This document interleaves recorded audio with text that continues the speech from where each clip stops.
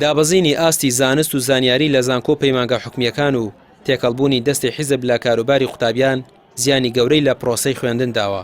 مامۆستایانی زانکۆ دەڵێن تا دێت ئاستی زانست و زانیاری قوتابیان لە زانکۆ پەیمانگەکان دادەبەزێت، لەگەڵەوەشدا چارەسەر نەکردنی کێشەکانی قوتابیان و بەسەربازگەکردنی زانکۆ پەیمانگەکان شکۆی زانکۆ پەیمانگەکانی شکاندووە.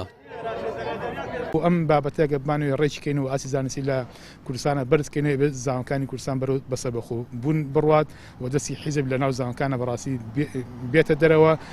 گرنگی بە خوێنکار بە قوتابیان بدرێت کە بۆ نمونە وەزارەتی خوێندنی واڵا ئەڵێ قوتابی سنتەرە خوێنکار سنتەرە، بەڵام لەولاوە بینین خوێنکار لە سەرتاییتی مافقەی بێبەژێک کە بریتە لە دەرماڵە، چونکە دوجار قوتابیان بۆ کڕینی پێداویستەکانی خوێندنیان بۆ دەستخستنی سەرچاوەکانیان بۆ زیاتر هاندان لەسەر خوێندن و ئەبێ کوالەتی ژیانیان باش بکرێ و سەرچاوەکان و یاخود شێوازی گەشتن بە سەرچاو و بە کەرەسەکانی خوێندیان بۆ فراهم بکرێت بۆ ئاسان بکرێ و لە داخلەکان بارودۆخیان باش بکرێ تاکو بتوان ئاسی زانستی بەگشتی پێش بخەین و ئاسی خوێندکاران بەرز بێتەوە و خوێندکارانش بەڕاستی دلان بە خوێندن و بە زانکۆ خۆش بێت. دەستێوەرانی حیزب لە ناو زانکۆ پەیمانگەکاندا دووەم ئەبینین ئەمە بۆ چەندین جارە بێت کە هێز ئەمنیەکان ڕاوەدوونی خوێندکاران دەنێن و حرەمی زانکۆ دەشکێنن.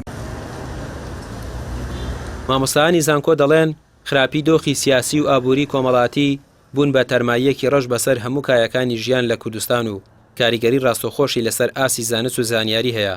دۆخێکی وا دروستکراوە، ناوەندەکانی خوێندن بێبایەخ کراون لەلایەن حیزبەکانەوە، هێندەی زانکۆ پەیمانگەکان کراون بە چەقی ململانەی سیاسی، هێندە هەوڵی بۆ نەدراوە ناوەندێک بن بۆ پەروەردە و پێگەیاندن. ڕاستە ئەمە ئاستی زانستی لە چاو ساڵانی پێشوو بەو پێوەرەی کە هەیە و پێشووتر هەبووە لە دابەزینایە، بەڵام ئێمە نابێ ئەومان لەبیر بچێ.